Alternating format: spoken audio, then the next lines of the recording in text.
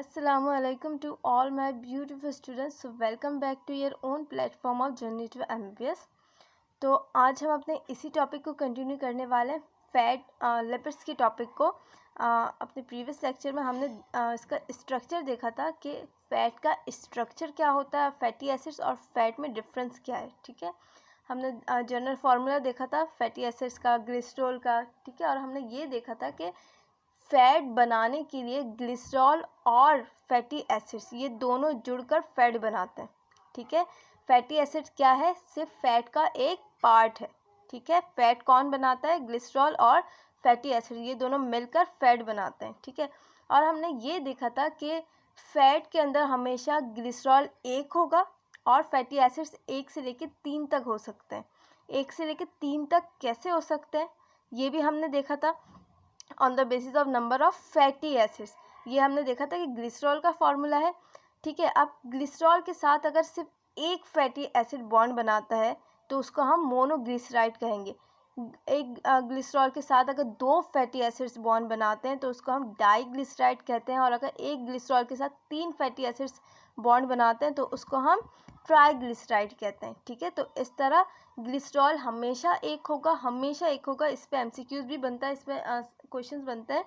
Glycerol fat में हमेशा उसकी क्वांटिटी 1 होगी और जो फैटी एसिड्स है वो 1 से लेके 3 तक हो सकते हैं। ठीक है, अब हम इसको मज़ीद और जानने की कोशिश करेंगे, इसकी मज़ीद, और हम क्लासिफिकेशन करेंगे on the basis of number of double bonds. ठीक है, अब फैट को हम देखते हैं। अब ये जो फैट है हमारा, फैट एंड ऑयल, ये दोनों ही चीज़ें हम कुकिंग में इस्तेमाल करते हैं। ठीक है, अब ये जो फैट है, फैट को हम सैचुरेटेड भी कहते हैं, और फैट के अंदर जो बॉन्ड है वो सिंगल बॉन्ड है।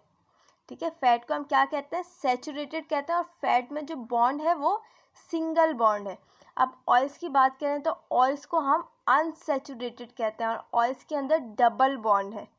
ठीक है, तो सबसे पहले हम फैट्स को देख लेते हैं। फैट्स को हमने क्या कहा कि इसमें सिंगल बॉन्ड है और ये क्या है, सैचुरेटेड है। ठीक है, अब फैट्स क्या है, fats are oily substances in the animal body found under the skin and organs. ठीक है, अराउंड द ऑर्गन्स। अब फैट हम किससे ऑब्टेन करते हैं, फैट हम ऑब्टेन करते हैं एनिमल से। फैट किससे हम ऑब्टेन करते हैं, फैट का जो सोर्स है वो है एनिमल सोर्स। ठीक है, और फैट कहाँ पाया जाता है, हमारे स्किन में पाया जाता है। ठीक है, अराउंड द ऑर्गन्स पाया जाता है, ऑर्गन्स के अतराफ उस फैट की लेयर्स होती हैं। ठीक है, तो फैट यहाँ पाया जाता है, mainly composed of saturated fatty acids. और ये किससे बनता है, ये सैचुरेटेड फैटी एसिड से बनता है। फैट किससे बनता है, सैचुरेटेड फैटी एसिड से। इसकी एग्जांपल्स भी देखेंगे हम कि वो कौन कौन से सैचुरेटेड फैटी एसिड्स हैं, वो भी हम पढ़ेंगे। ठीक है, अब ये क्या करते हैं, जो फैट्स है ये कोलेस्ट्रॉल लेवल को इंक्रीज़ करते हैं। आपने देखा होगा कि जो कोलेस्ट्रॉल के पेशेंट्स होते हैं उनको चिकनाई वाली चीज़ें, फैट्स वगैरह ये सब अवॉइड करने को उनको कहा जाता है, इसीलिए क्योंकि फैट्स डिपॉजिट हो जाते हैं आपके आर्टरी वगैरह के अंदर, और फिर उस आपके ब्लड फ्लो को वो मुतासिर करते हैं। तो इस वजह से उसी से कोलेस्ट्रॉल आपका इंक्रीज़ हो जाता है, और इससे फर्दर आर्टिकुलरोसिस ये सारी डिजीज़ फिर होती रहती हैं। ठीक है, तो फैट मेनली क्या करता है, कोलेस्ट्रॉल को कॉज करता है फैट। ठीक है, अब जब कोलेस्ट्रॉल होगा फैट की वजह से तो ऑब्वियसली इससे क्या हो जाएगा, कार्डियोवैस्कुलर डिजीज़ेस इससे कॉज होना शुरू हो जाएंगे। इससे जो आपका जो हार्ट है उसमें डिसऑर्डर्स आना शुरू हो जाएंगे। ठीक है, और फैट की जो सबसे बड़ी पहचान है, सबसे बड़ी पहचान ये है फैट की कि ये रूम टेम्परेचर में सॉलिड हो जाएगा। ठीक है, हमने देखा है ना कि बटर, मक्खन, घी, मार्जरीन, ये सारी चीज़ें क्या होती है, रूम टेम्परेचर में ये सारी चीज़ें सॉलिड हो जाती हैं। ठीक है, तो फैट्स को हमने देखा कि फ़ैट क्या है, सैचुरेटेड है और सिंगल बॉन्ड है। ठीक है, आपको पता है कि ये जितने ज़्यादा इसके बॉन्ड्स बढ़ते जाते हैं ना, वो उतना ज़्यादा ये हेल्दी होता चला जाता है।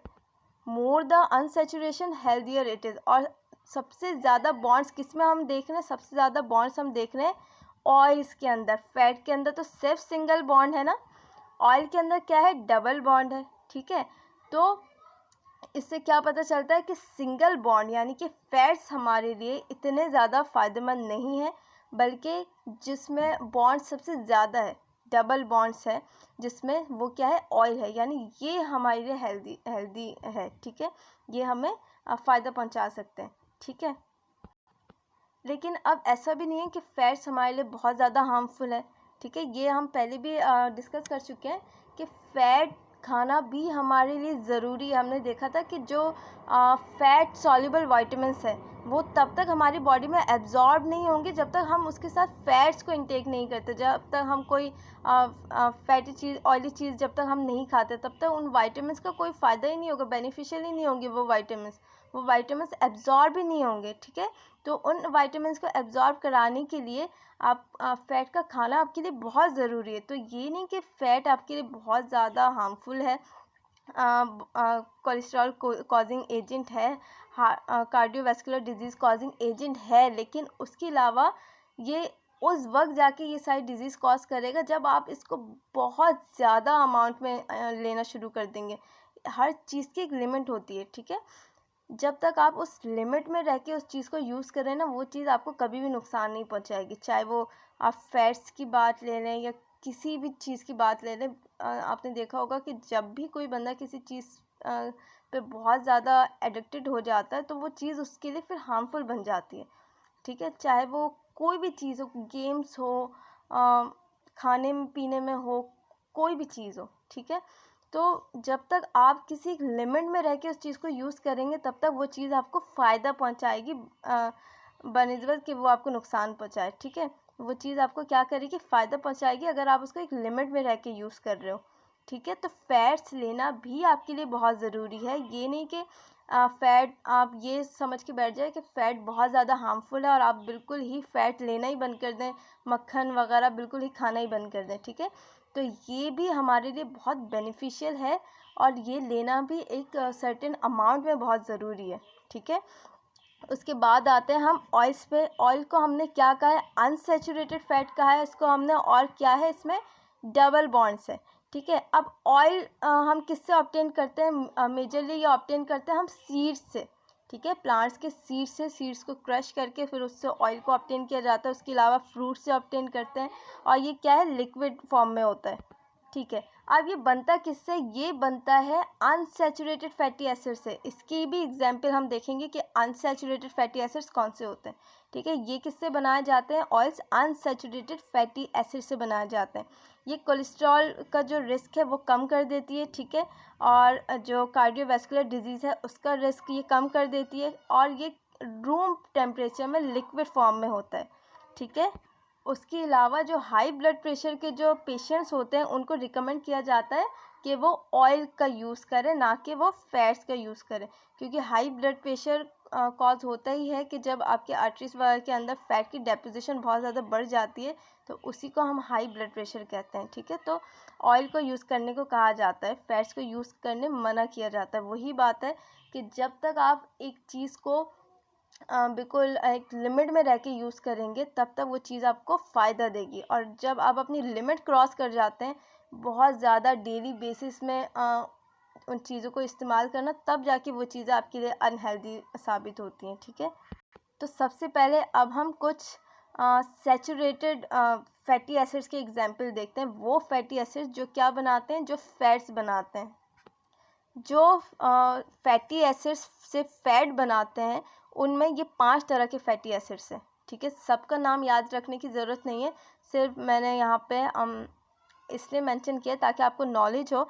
सिर्फ इनमें से आप 2 का नाम याद रख सकते हैं। ठीक है, इसके अंदर है लॉरिक एसिड, ठीक, myristic acid, arachidic acid, palmitic acid and stearic acid. इन दोनों का नाम आप इसमें याद रख सकते हैं। ठीक है, तो यहाँ पे मैंने एक चीज़ मेंशन की है, इन दोनों के अंदर जो कार्बन की क्वांटिटी है ना, जो एक सिंपल फार्मूला क्या है फैटी एसिड्स का, CnH2nO2। ठीक है, अब इन दोनों में जो कार्बन है, पाल्मिटिक एसिड में जो कार्बन है वो 16 है, स्टीयरिक एसिड में जो कार्बन है वो 18 है।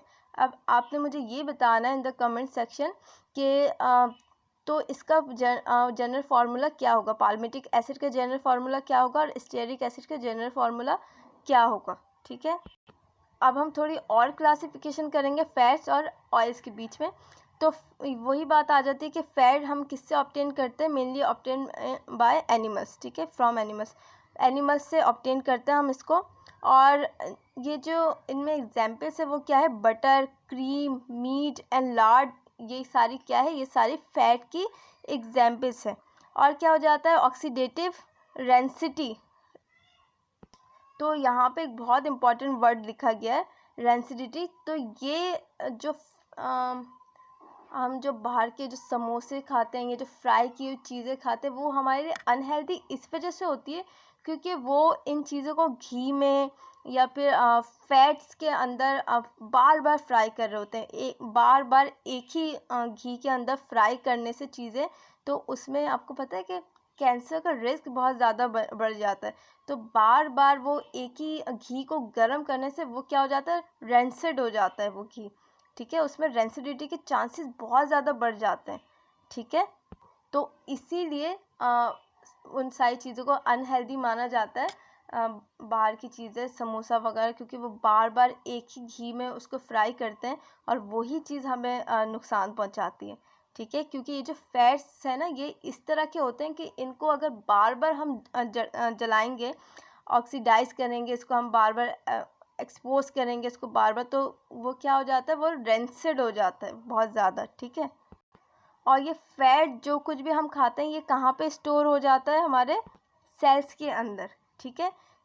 फैट्स को स्टोर करने के लिए अलग ही सेल्स होते हैं जिसको हम एडिपोसाइट्स कहते हैं, ठीक है। इनका काम कुछ नहीं, इनका काम ही है सिर्फ फैट्स को स्टोर करना। अब आपको एक बहुत मज़े की बात बताऊं, ये जो एडिपोसाइट सेल होते हैं ना, ये कभी ख़त्म नहीं होते। हाँ, इनके अंदर के फैट को हम श्रिंक कर देते हैं डाइटिंग के थ्रू, एक्सरसाइज के थ्रू, इनके अंदर से फैट वो उसकी क्वांटिटी कम हो जाती है, वो ख़त्म हो जाता है फैट। लेकिन ये जो सेल्स है ना, ये कभी नहीं मरते।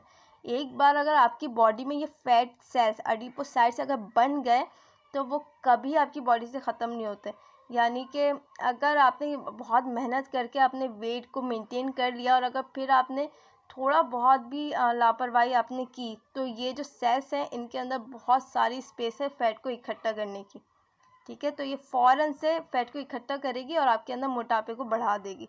तो ये जो एडिपोसाइट सेल है, ये अगर एक बार आपकी बॉडी में बन गए तो वो बन गए, वो कभी नहीं ख़त्म हो सकते। तो इसीलिए पहले ही सोच समझ के खाएं, पहले से ही सोच समझ के चीज़ों को इस्तेमाल करें ताकि ये जो फैट सेल्स है ये बने ही ना, ठीक है। क्योंकि एक बार ये बन जाते हैं तो फिर इनसे फैट का ख़त्म करना बहुत मुश्किल हो जाता है, इम्पॉसिबल नहीं है। बहुत से लोग बहुत ज़्यादा हैवी होते हैं लेकिन फिर भी वो अपना वेट कम कर लेते हैं, लेकिन फैट सेल्स जो होते हैं वो कभी नहीं ख़त्म होते। ये इंतज़ार में होते हैं कि आप ज़रा सा कोई ऑयली चीज़ खाएं और ये अपने अंदर फैट को स्टोर कर लें, ठीक है। अब हम ऑयल की तरफ आते हैं। ये वही बात, हम इसको प्लांट से ऑब्टेन करते हैं और ये एग्जाम्पल इसकी कोकोनट ऑयल, ऑलिव ऑयल, ठीक है, कॉर्न ऑयल, ये सारे इसके क्या है, एग्जाम्पल्स है। इसमें जो रेंसिडी के चांसेस होते हैं वो बहुत ज़्यादा कम होते हैं। इनको सीड से, फ्रूट से इनको ऑब्टेन किया जाता है। और ये कहाँ पे स्टोर होता है, ये प्लांट्स में स्टोर होता है, ठीक है, क्योंकि उनके सीड्स को ही क्रश करके हम उससे ऑब्टेन करते हैं ना। अब हम एग्जाम्पल देखते हैं अनसैचुरेटेड फैटी एसिड्स के, यानी जो हमारे पास ऑयल है, हमने ये किसकी एग्जाम्पल देखी थी, फैट की। सैचुरेटेड फैटी एसिड्स की एग्जाम्पल देखी थी, जो फैटी एसिड्स फैट बनाते हैं। अब हम वो एग्जाम्पल देखेंगे कि जो फैटी एसिड्स ऑयल बना रहे हैं, ठीक है, जो फैटी एसिड्स ऑयल बना रहे हैं, ठीक है। अब इनकी एग्जाम्पल से ओला आप याद रख सकते हैं, ओला, ठीक है, ये क्या करते हैं, ये ऑयल बनाते हैं। ये क्या है, अनसैचुरेटेड फैटी एसिड्स हैं ये सारे, जिसमें क्या है, ओलैलिक एसिड, लिनोलिक एसिड, ठीक है, लिनोलेनिक एसिड, ठीक है,